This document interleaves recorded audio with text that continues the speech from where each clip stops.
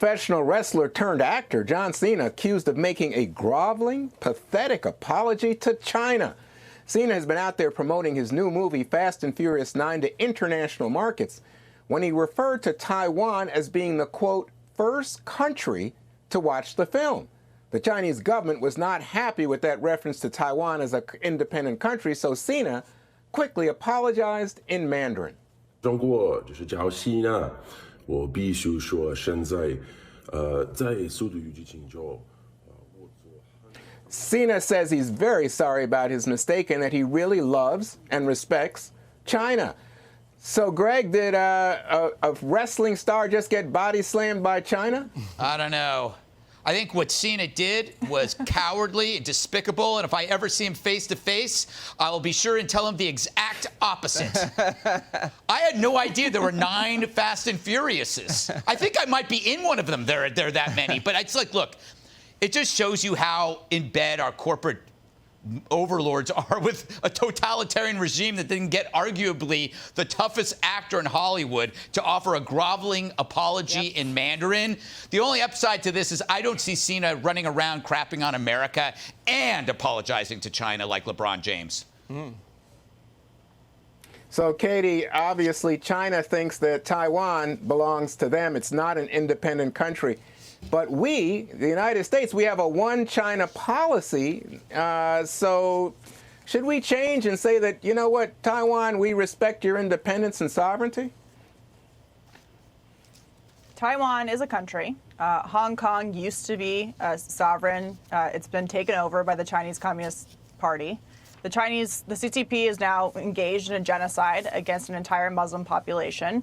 And what that means for America is we're screwed because they don't even have to try to infiltrate American society and culture. When you have people willing to put their profits from a communist regime in a country that treats people very poorly, where they don't have freedom to access the kind of information to tell them that Taiwan is an independent country, and it impacts every aspect of American life, whether it's the things that we buy, whether it's our pharmaceuticals coming from China, all of our PPE, and then, of course, Hollywood now with our culture.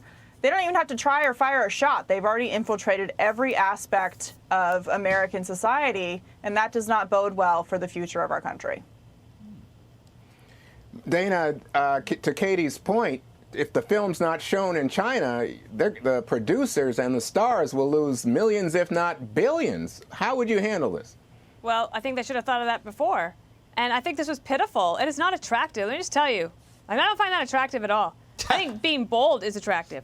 And what he's basically doing is groveling. And the thing that people like Cena need to understand is that, do you know what the Chinese then do with a video like that? They use it as absolute propaganda. Right. And it is not right. Be bold. How much more money do you need? Like, be bold. Stand up. Taiwan deserves our respect and our pledge of allegiance to them. Now, let me tell you another thing, though. Do you remember in 2016, right after the election, who was the first head of state for President Trump to call? Called Taiwan. That's bold. And remember that it was a huge thing. Oh my gosh, how could he possibly do this? Well, you know what? Because he was sending a message. And now maybe like his team didn't know exactly, like, oh gosh, you know, going back decades, the foreign policy establishment in Washington has very strong feelings and the Chinese get really mad. Well, but they didn't care. That, I think, is really bold.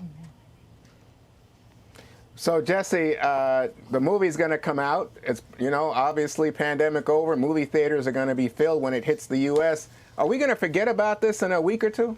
We will. And you know my policy, Juan. I don't attack people that can beat me up. And that policy has worked out very favorably. So I'm going to side with Cena here. The U.S. government does not even recognize an independent Taiwan. So we expect him to.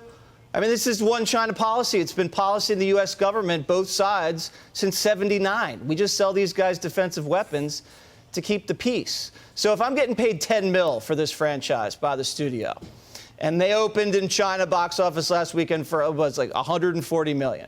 And I, like, you know, make a little gaffe about an island that they're prickly about. Jesse. I'm going to say, hey, my bad, I'm sorry. It's not an island. It's good business. Come on. And no. It's good manners. We're talking about the territorial integrity of the How can you possibly country. say that and also save the world? Yes. World You're not saved. saving the world, Books Jesse. out, world saved. So, and you'll figure it out when you read it. But this isn't about human rights. This is about the territorial integrity of the country. See, I can do Clearly. nuance. That is nuance, and I can do nuance, Dana. And I side with Cena because he can Taiwan beat me learned up. about COVID, Hey, but he can everyone beat me ignored up, Katie. He can beat me up. So can Tyrus. All right. Up next. Hey, Sean Hannity here. Hey, click here to subscribe to Fox News YouTube page and catch our hottest interviews and most compelling analysis. You will not get it anywhere else.